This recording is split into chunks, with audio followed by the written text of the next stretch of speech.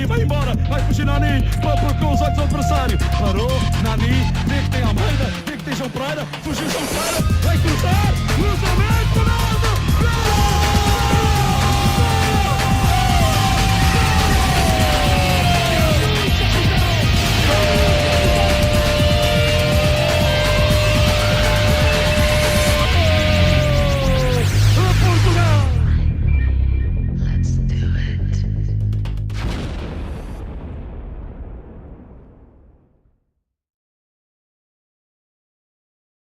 Hello and welcome to the latest PortuGOAL vodcast. This is the show brought to you by www.portugal.net, which is the foremost English language website on Portuguese football. Today, 3 items up for discussion. We've reached the half point of the 2012-2013 season, and it's time for the PortuGOAL team to hand out some awards. So we've decided to vote for best goalkeeper, best defender, best midfielder and best attacker. So we'll be announcing those names and having a little discussion about them in the show. Item 2 on the agenda is transfer dealings. It's been quite an interesting summer January transfer window here in Portugal. No real blockbuster moves, but some very interesting moves nevertheless. We'll have a quick look at those. And we'll dedicate the rest of the show to having a look at Portugal's next game on Wednesday, which is a friendly against Ecuador. So, without further ado, let me introduce the panel. Portugal's Seleção expert, Nathan Motz. Hi Nathan, how are you doing? Hey, how's it going, guys? It's great to see you guys again. Good to see you as well. And for all things FC Porto and the Seleção, one man you should be following on Twitter is Simon de Souza, otherwise known by his Twitter handle FC Porto World. I think I got that right, didn't I, Simon? Yeah, you got it right. Everything's good. Besides the cold weather here, I don't think any Portista in the world right now is unhappy, so doing well. Yep, I'm sure we'll talk about that in a while. And Simon, of course, is part of the huge Portuguese, the huge community in Toronto with Portuguese roots. Another one of those esteemed people is none other than Orlando Machado. Hi there, Orlando. How's tricks? Hey guys, I'm actually outside where it's -11, so this should be fun. There you go, brave man, brave man. I find that quite hard to believe you have Portuguese roots, looking so happy in that kind of temperature. But there you go. Well, I'm never happy in this kind of temperature, but we deal with it. We're tough. Yeah. Okay, so like I mentioned, plenty to chew over today, so let's get cracking. As I mentioned, a couple of rounds ago, the Portuguese Liga reached the halfway stage, 15 matches gone in a 30-match season. And so the Portugal team as a whole voted for best player in each position. So first up, we're going to concentrate on the goalkeeper.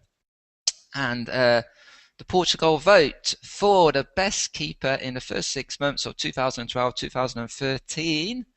I don't know, Orlando, if you can do a drum roll. Goes to Rui Patricio. No real surprises there, I don't think. There you go, right on cue. So, Nathan, I've got 2 questions for you about Rui Patricio. You've been following Portuguese football for a long time and international football, of course. I'd just like you to give your opinion about where Patricio stands in terms of recent Portuguese goalkeepers. It's always a position which generates a lot of discussion in Portugal.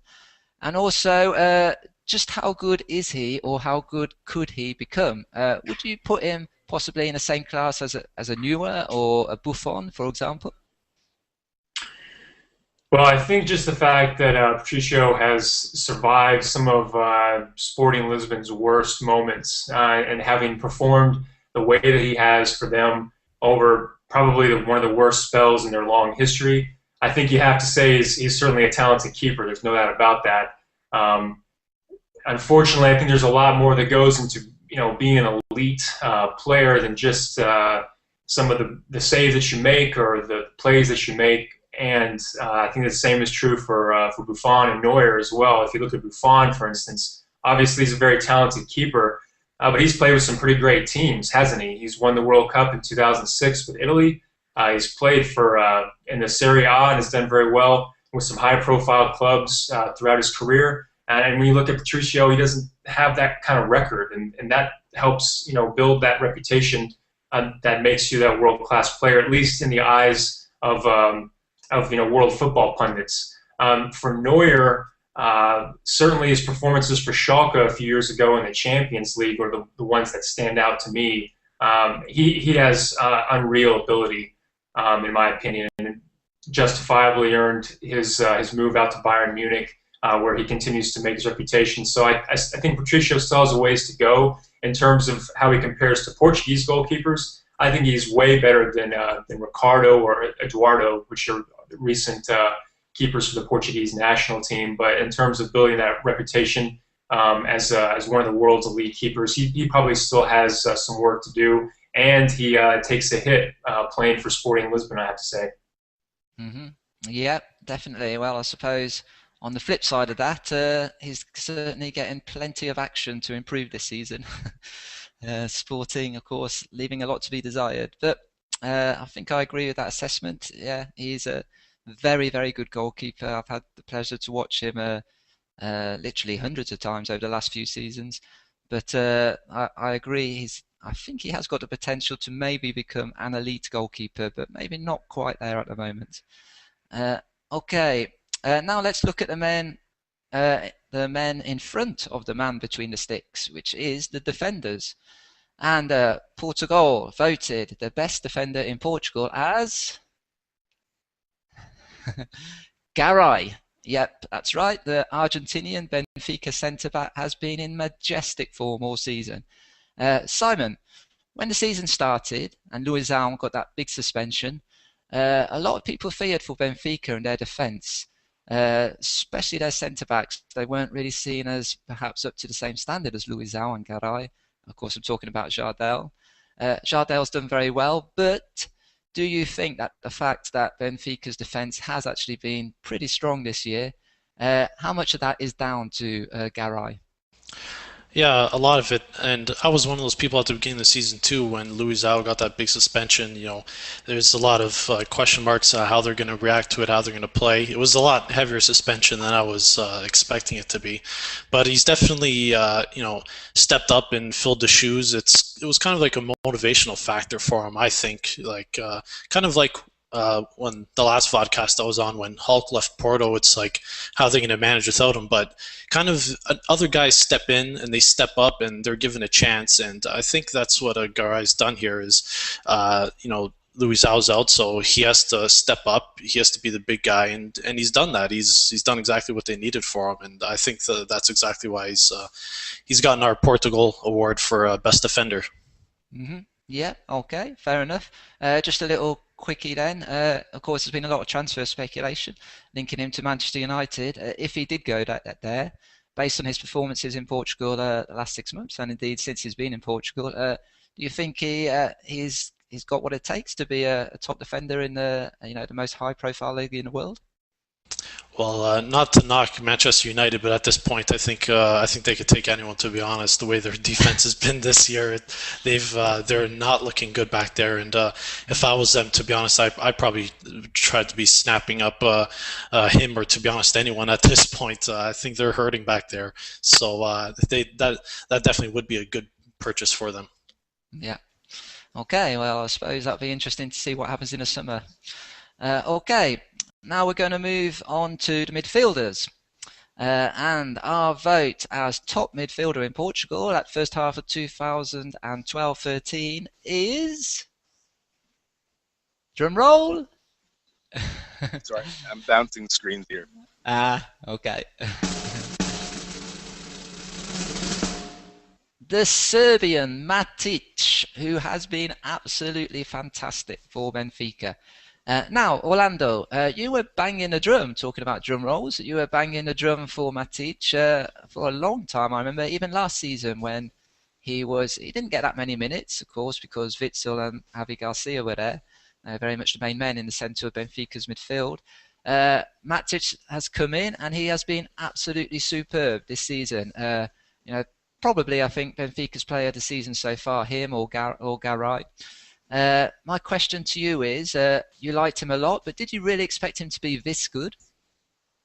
Well, to be honest with you, I always thought of him as a good box-to-box midfielder with some defensive ability. But even for myself this year, he's played exceptionally above the level that I thought he could play. His defense has been excellent. He slots in very well with Garay, and considering Malgaregu is always on the break, they both sort of share that role of covering that spot on the left back. So they've done exceptionally that way. And what's really impressed me about him is going forward. He's a great playmaker. He makes great passes, gets out of trouble with ease, and he's scored 2 wonder goals this season already. So even the offensive side of the ball, I think he's been much more than what we expected. Mm-hmm. Yeah, I think I'd agree with you 100% there. That's actually what surprised me the most. I think his very creative passing as well, really good going forward. Doing the simple passes, which maybe Witsel did well last season, but I think maybe adding a bit more creativity, some lovely passes over the top. And of course, who can forget his goal in the Clásico? Great Clásico, and really that was without doubt the goal of the game. Okay, so talking about goals, we're now going to move on to the strikers. And in Portugal this season, it's been actually a pretty vintage year for strikers, a lot of very good ones. Of course, Jackson Martinez, we actually had this vote before last week. He's scored 4 goals since then, got a hat-trick yesterday, and he has been an absolute revelation for Porto. Benfica's 2 strikers, of course, Cardoso banging in the goals as usual. There's no let-up from him as the years go by. He's also now got Lima as a teammate, who's really possibly even taken his game to another level. He was good at Braga, but he really has been superb this season. Eder, of course, the Braga striker. A lot of Portuguese people in general very excited about the possibility of the national team having a real top-class striker for the first time. He's impressed, superbly at Braga. And moving away from the big teams, we got strikers like Edinho, João Tomás, who's unfortunately he's left now the Portuguese league, and Gilas of Moreirense. They've all impressed at stages. But the striker who actually wins it for us isn't any of them. It's another veteran striker, and his name is...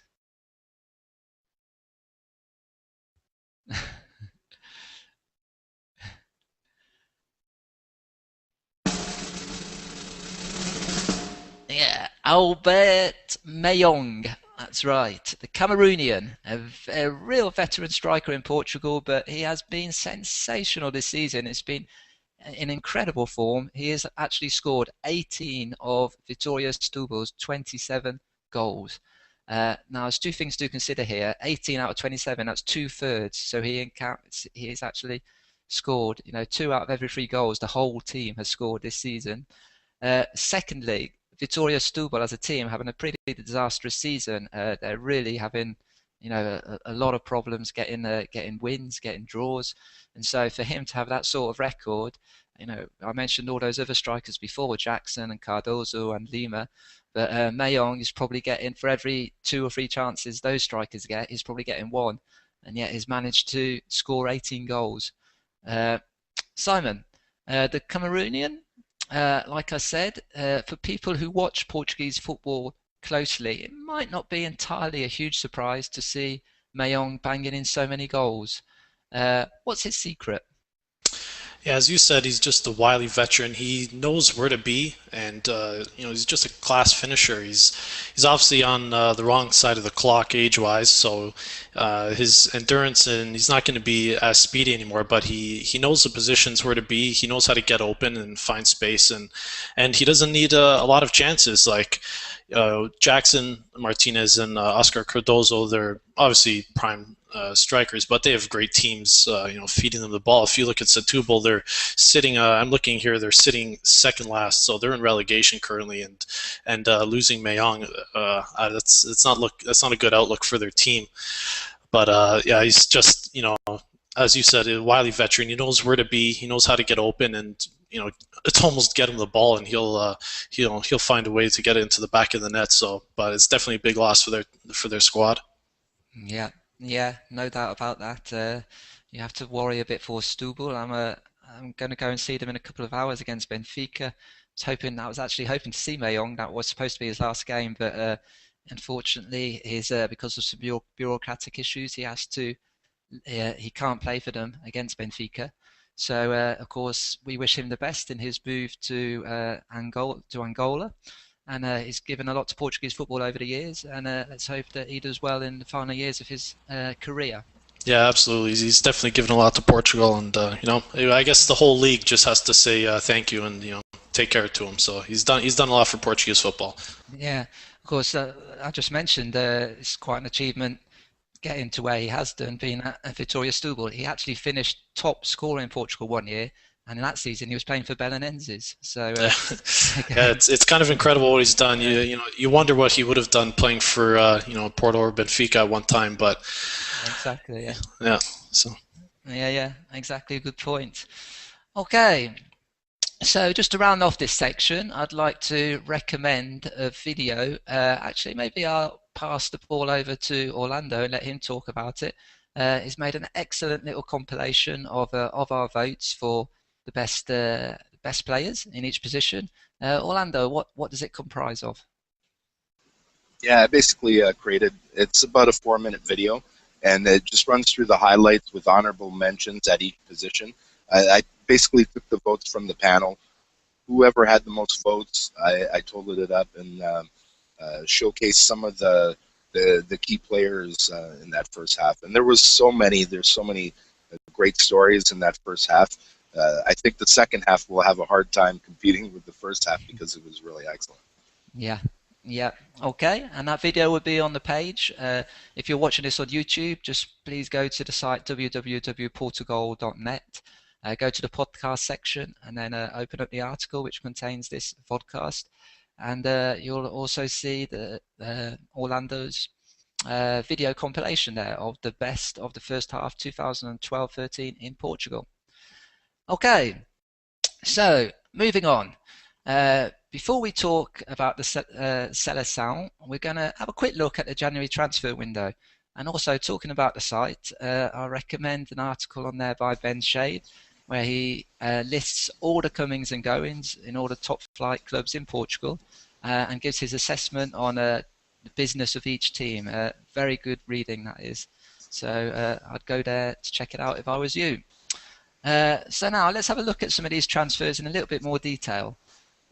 Orlando. Benfica, they surprised a few people maybe by releasing Bruno César and Nolito, even though they got some quite good money for them. But those are two players who have shown some real quality, albeit not on a regular basis. They haven't been first team automatic choices, but they've shown some real quality in their time at Benfica. Will the decision to let them go, will that come back to haunt Benfica? Well, I think overall both scored very well last year. Cesar was shooting really well, and Nolito had 15 goals. And considering he was on the bench for half the season, I thought that was pretty impressive, but 15 goals doesn't buy you a place in the team with JJ. Anyways, Bruno Cesar this year started off really bad. He did get playing time early on, but every time he would shoot, it was into the rafters. So I was happy that we got a couple of 100,000 extra than what we paid for him, because I think it's a valuable spot on the team, and I think it can be used by whether it's Ureta or some other players. I think we even have some B team players that I would like to see come up. So in a way, it's a valuable spot. So I was glad to see him go. Nolito, on the other hand, like I said, he scored 15 goals last year. JJ, he doesn't really like him. He has his favorites, and Nolito definitely isn't one of them. But I thought in the games that he played real well, and he defends really well. And with Ola John and Salvio on the wings, both of them are very hard runners. So they spend most of the game running. And they definitely need breaks from now until the end of the season if we're to see them in top form. So Nolito going, for me, was a little more concerning, because Ola's going to need a break. and Salvio was going to need a break, and now really we're sort of stuck with Enzo moving from the middle to the wing, which isn't that bad. Enzo is a good wing player. I'd rather see him on the wing and Gomes in the midfield, anyways. But I just think if we start getting into some injuries, we could have some problems going forward. Mm-hmm. Yeah, good point. Yeah, I think perhaps there, you touched on it there. Perhaps there was some kind of a little personal issue between Nolito and Jorge Jesus, because they did, like you said, when he first went to Benfica, he looked, the real deal. He looked like a fantastic player, and then he kind of just dropped out off the radar without really much explanation. I remember also, of course, the Capdevila situation. That was really a bit strange. And I remember once or twice when Capdevila actually did play, and I think he scored a goal, or maybe once or twice when Nolito scored a goal, he made a point of going to Capdevila and, kind of showing him solidarity in public. And so, again, maybe that didn't quite sit very well with Jorge Jesus. But anyway, the way Benfica are playing, I suppose in one way you can't really argue with his options.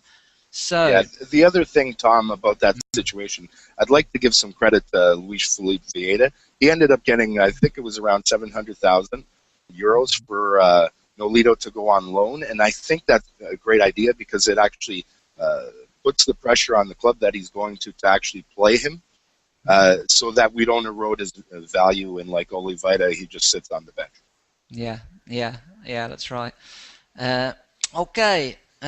Nathan, I'd like a quick comment from you on two other transfers involving potential Portuguese internationals of the future. Daniel Carriço, he looked a fine prospect when he burst onto the scene at Sporting a couple of seasons ago. Well, more now, about 4 seasons ago. But his career seemed to come to a bit of a standstill at Sporting. He left and he went to Reading, of course, in the Premier League. And also Manchester United's Bebe has come back to Portugal. He's playing at Rio Ave on loan. So are these the moves these players need to kind of kickstart their careers again? Yeah, well, let's start with Carriço. He cited upon his exiting Sporting that he wanted to take a risk with his career at this point. So let's look at that risk that he's taken and talk about whether that's a good idea for him. I think leaving from Sporting in the situation that they're in and going to a much more prestigious league like the Premier League and playing in a small club could potentially be the right move. The only problem is Reading are fighting relegation. So if they're relegated and he ends up in the Championship, I don't think that's a good move for him. Even if he's getting regular playing time, I don't think that really gives him anything to take, from this point of his career onward if he's playing in the second tier of English football. So he really needs to work on, first of all, breaking into getting a starting berth for the club, and then he needs to work on really contributing in a way that ensures their survival, because if they don't, this is not a good risk for him, in my opinion.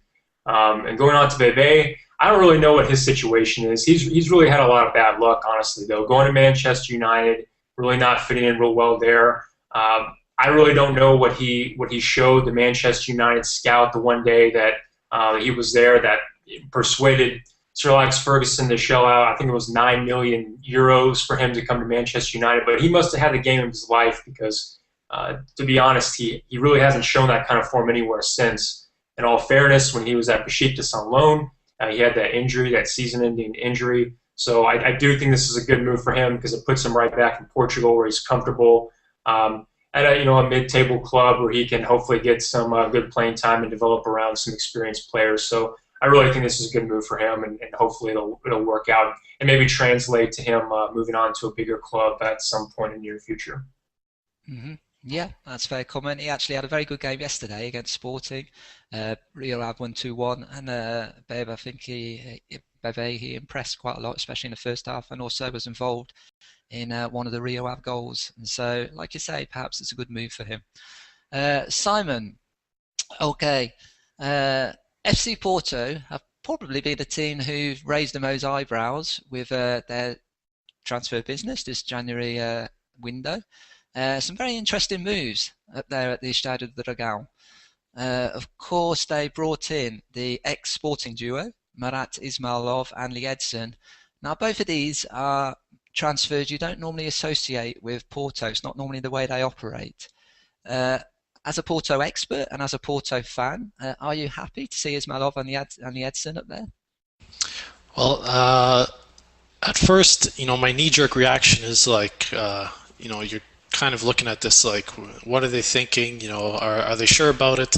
But it definitely is against the grain of how usually they do their transfers. Apparently, Sporting's now their favorite pool to pick from. But Ismailov definitely has a lot left to offer. I know he's had a lot of injury issues, and which probably has stemmed from having issues with administration over at Sporting. So, I can see how that went sour there. But so far, what we've seen from at Porto, it's like I'm definitely happy he's here, and he came at the perfect time too. It's like everyone at Porto right now is just dropping like flies. Defour now is out for I'm gonna say about a month, maybe a bit more. James has been out for about a month. Atsu's away at the African Nations Cup, so we're trying to do some patchwork here, and it's kind of perfect timing that Ismailov has come. He played on the wings yesterday, and I think he played really well. His passing was exactly what we needed from him. He sprung Jackson a few times, which I think almost led to a goal once.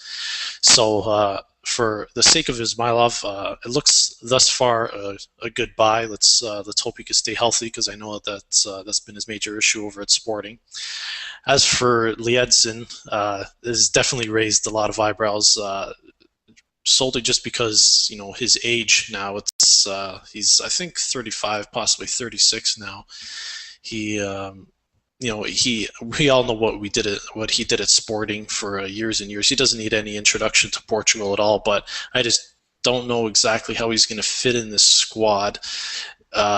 He got playing time yesterday, but Porto was up 4-0. There was no real threat in the game. So, I don't know if it's really going to be worth it to bring him on in if Porto's tied or even losing late on. Maybe he could hit a late goal with his experience, but it's like his age. I don't see him playing starting any matches at all. I guess the only reason they brought him in is simply for experience and maybe to come in the last 15-20 minutes to try and win a match back or to get points out of a match. It looks like the club has kind of given up on Kleber. His name was floating around all the journals during the transfer window. He was heading over to Anderlecht, heading to Betis, heading to even Sporting on the last day that came up. All of those fell through. So and now they have the B squad striker Seba up playing, and they totally snubbed Kleber out of the Champions League registration list, and they put Liedson in the Champions League registration list. So it looks like they just kind of wanted Liedson as insurance in case Jackson gets hurt, and I guess they don't have plans for Kleber. So it's an interesting move for Porto. It definitely is against the grain. Usually they're poaching youngsters 19-20 out of South America, but I guess they see Liedson can bring something to the team, and maybe he will. Maybe he'll pop in some goals. We'll see how it goes. Mm-hmm.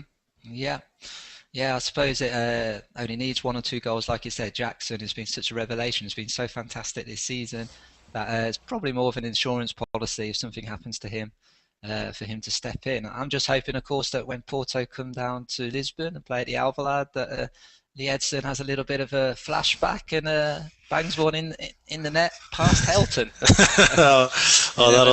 That won't be good for my heart. So yeah, it's going to be interesting when the next match at the Alvalade. They got Ismailov, Moutinho, Liedson. That'll be interesting to see if they can string together a pass. I think the fans will go insane. They better have a lot of beefed up security for that game. It's gonna be dangerous. Yeah, that's right. I remember when Moutinho came back the first time he came back, it was a bit of an unpleasant atmosphere. They really gave him a hard time. So I can imagine what it's going to be like if they've got one bad apple. Yeah, exactly. Okay, right. That wraps up our little look at the the transfer season in Portugal. So let's have a look now. We're going to dedicate the rest of the show to Portugal's game on Wednesday. Seleção are back in action. They take on Ecuador at Guimarães. It's the final warm-up game before they resume World Cup qualifying. World Cup qualifying, of course, which hasn't gone too well so far, so they really can't afford to drop any more points. Nathan, being a coach of a national team is a bit of a thankless task. No matter who you pick, people are always unhappy about it. But looking at Paulo Bento's squad, in your opinion, is this Portugal's strongest 23 men? And also, are there any omissions which stand out a bit to you?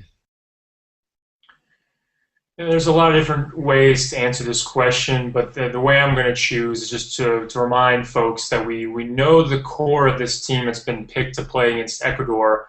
Obviously, what they did at the Euros last year. Paulo Bento knows what they can do. He's comfortable with them and their roles. They're comfortable in their positions. In spite of what they've done for their clubs over this season, I really think the core of the team, which remains unchanged, is a good thing for the Seleção. I really think if we take this core of players to Brazil next year, I really think they're going to do some damage, and we can talk more about that later. But I will talk about a few players maybe that I would have liked to have seen. Pizzi was one from Deportivo. I think his form has been he certainly stood out for his club in the midst of the crisis that's going on with them. They continue to be in poor form, losing again just the other day. Even though they were up a man throughout most of the match, they still ended up losing. So they're really having a hard time. But Pizzi's really stood out. So I would have liked to have seen him in place of Almeida. That did not happen. But when I look at the players that Bento has included, to kind of beef up the squad, Eder in the striker core, and then Miguel Danny in the midfield, and Luis Neto back in defense. I feel like he has added some substantial players to the squad. I really feel like with those additions, and also with Pepe coming back from injury, I think we're a formidable group. And I mean, you could always ask for this player or that player because you like how they play for their club, or maybe because they're a young talent that you want to nurture into the squad. But I think Paulo Bento's right at this point. We need to be just kind of containing the nucleus of the squad and preparing them, to go to the tournament next year. And too many additions to that, I think, can just throw the squad out of sync, in my opinion. So I really think this is the strongest squad we have at the moment. Yeah. It's interesting also. I remember Luis Felipe Scolari, of course, possibly one of the most successful managers ever for the Portugal's national team. He was quite often accused of, criticised for choosing pretty much the same players virtually every time. But you just look at his results, and you really can't argue with that. So maybe Bento has looked at that and gone kind of down the same path. Okay, Simon, Nathan just mentioned his name there. Of course, Eder, Braga striker. I remember reading a tweet of yours some time ago, which went something like, Eder is the striker which Portugal have needed since before I was born. I hope I haven't misquoted you. No, I think that's, I'm pretty sure that's what I tweeted there. Yeah. We all know that Bento is very conservative coach, really. Doesn't change things too much, neither either in terms of his squad or in terms of his team. But Eder, he just impresses people every time he sets his foot on the pitch, basically. My question to you, is it time to make Eder the undisputed striker, number 9 for Portugal? Yeah, absolutely it is. Hugo Almeida and Helder Postiga, they've been around for years. They've had a ton of chances. They've had some good games for the Seleção, but none of them, no one's been able to just step up and game break for us and just risen to that next level and just get us to where we needed to be. Postiga actually, I think, has a nice goal scoring record going on in La Liga this year. I'm not exactly sure what his tally's at, but I know he's playing quite well. But as I said, they've been around for so many years. They've had so many chances. Like as my tweet said, like we've just been dying for that. For that striker that Eder is. He's big, strong, fast. He has touch, a nice shot. It's kind of like he's kind of like a mix of what Postiga and Almeida is. He gets strength and height from Almeida, and a little bit of nicer touch from Postiga. Let's hope that given the chance, which I think he deserves, finally that in the big tournament that he can step up for us and take us where we need him, where Portugal needs to be, and we definitely have high hopes for him. Yeah, yeah, absolutely. It's really, without doubt, it's been the missing piece in Portugal's, really a fantastic decade over the last I think 14 years now. I haven't failed one tournament, but every time the one thing which just seems to fail slightly from Portugal is really not having a striker which would probably get into any of the top teams. Yeah, it's definitely that one striker, and sometimes missing since Rui Costa retired, the little bit of creative midfielder. I'm really hoping Paulo Bento plays Danny as a center forward, and Moutinho and Veloso behind him. But Eder is definitely I think can be what Portugal needs, and I think even Pizzi can be a decent backup too. A little, as Nathan said, I'm kind of a little upset that he was snubbed. Nelson did get the call because Almeida dropped out injured, I believe, correct? Yeah, that's right. Yeah, so Almeida dropped out injured. Pizzi snubbed again, but I think he deserves a look at as well. I don't think he has as much promise as Eder, but Pizzi's a nice little bench option possibly. Yeah, that's right. Yeah. Yeah, certainly be interesting to see. Okay, just going to move on to a slightly different subject. Going to walk on eggshells a little bit here because it's a subject which really generates quite a lot of strong feelings. Orlando, you've been very vocal on the boards about your belief in bringing in some more naturalized players into the Portugal setup. Which players do you think would benefit the national team, and why? As it pertains to that conversation, I know I'm about as nationalistic as anybody out there, and especially when it comes to the club teams. I think part of the problem is that we're not developing our players. We're planting seeds and we're not watering the plants. We're just expecting them to grow. And at times, hoping that other countries will grow our own players. I don't think it's fair, and that's put us in a certain situation. We could have a lot more depth at all the positions right now if they would just focus on Portuguese talent. And I'm not saying, at Benfica we should play 11 Portuguese players, but 3 or 4, I think would, the talent is there, and they're being sat behind other players. So, as it pertains to the national team and going forward to the World Cup, I don't think naturalizing players that we've developed, that we've trained over many years, I don't think it's a problem bringing them in if they're one of our colonial past. If it was an Argentinian, I would have more of an issue with it. But when it comes to our colonial heritage, I think we have the right to use naturalized players that we've developed, that we've trained, and we've watered to get them to the point where they are now. And two that stand out for me, Lima around Christmas practically begged Paul Bento to allow him to play for the Portuguese national team. He said, I've had a passport for so many years, and I really like it here in Portugal. I'd love to play for the national team.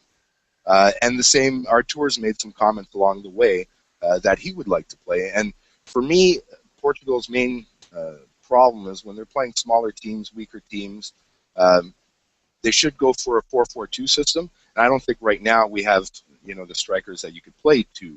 And adding Lima to that mix with Eder up front or even Postiga, I think would improve our goal tally going forward to the World Cup. And then Artur in net, I know he's made a couple of frungus of late, but if you watch him over the whole season, he's made so many world-class saves on goals that should have been that I think adding him to the national team as well would give us some cover for Patricio.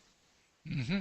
Yeah, okay, fair enough, well put. So it's definitely, like I say, it's an issue which does cause a lot of heated debate here in Portugal. I was actually chatting to someone yesterday as I had my haircut, as you might be able to see, and I was chatting to my hairdresser about this very subject, and he said something which I thought was quite interesting. You mentioned there, Orlando, that the likes of, for instance, Pep and Deco they were actually nurtured as players in Portugal. And so, there's a strong argument for saying that Portugal kind of deserves to have them in the national team because it's the country which, which developed them. He was actually saying that he's completely against, naturalized players. He's a lovely guy. He's a very kind of placid, very talkative guy. His hairdresser's not a kind of naturalized, a nationalistic, just a meathead or anything like that. And he was saying that for him, he thinks that people have to have a real Portuguese kind of a connection, which he thinks you can only get if you actually spend your childhood in Portugal. So he was saying, if they've been brought up through the Portuguese schools, for instance, if they've grown up in Portugal, even if they weren't born in Portugal, that for him would be acceptable, but not somebody, even players like Pep and Deco, who came over to Portugal, late teens or mid-teens, and were, already, you could say, kind of, almost adults before they came to Portugal, which is quite a common view. Of course, this is such a touchy subject. It's interesting even looking at the two latest Portugal managers.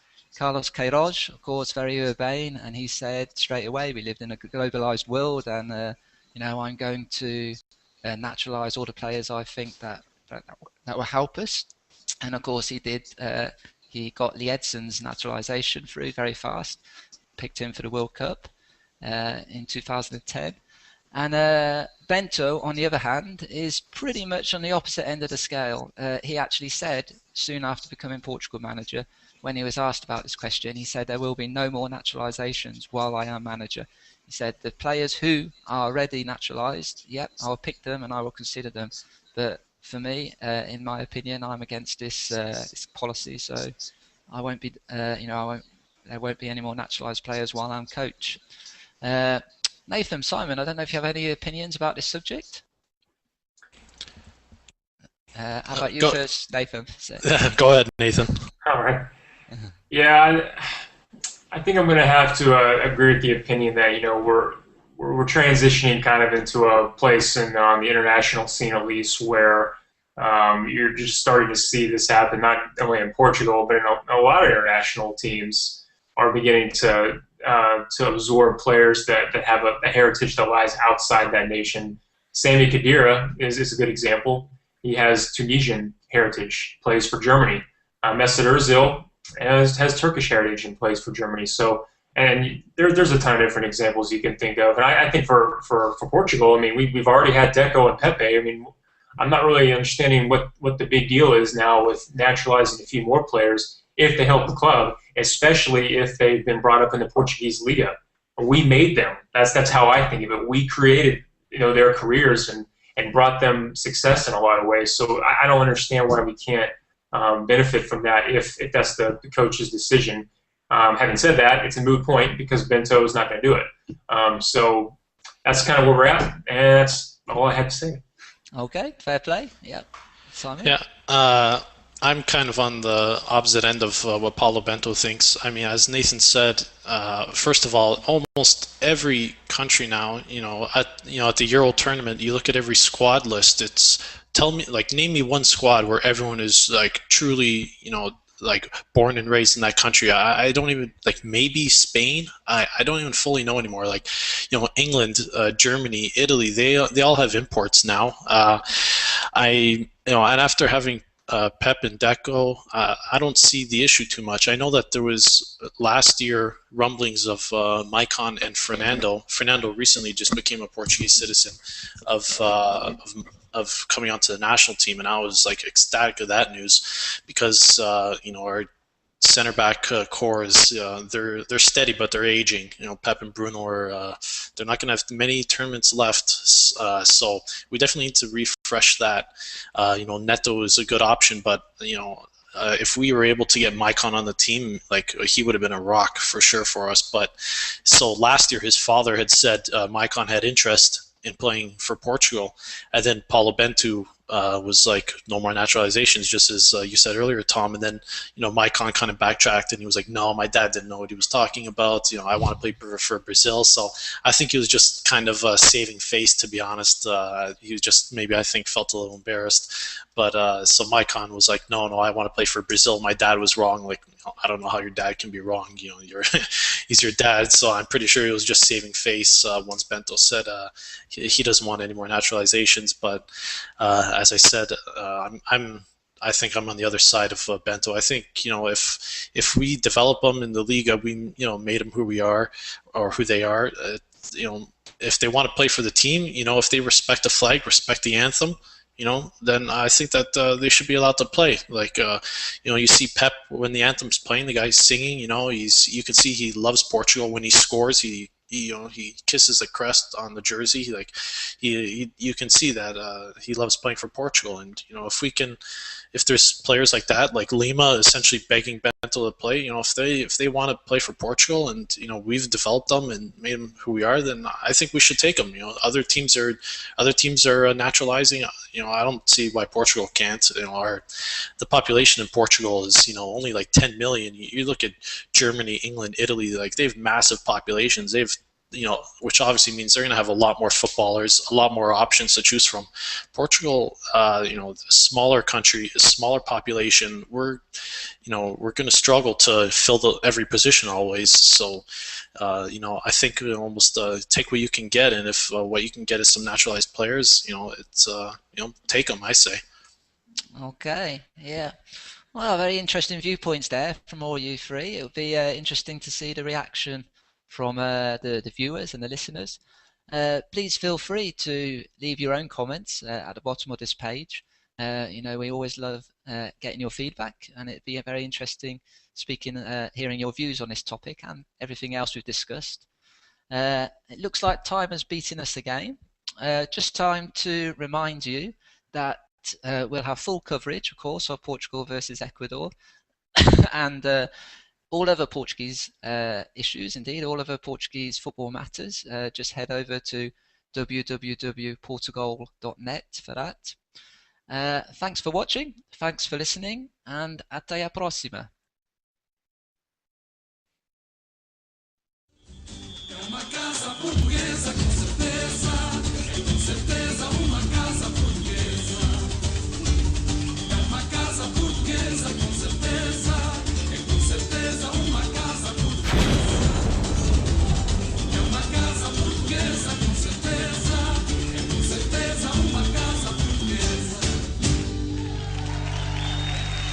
Nosso aplauso, nosso carinho.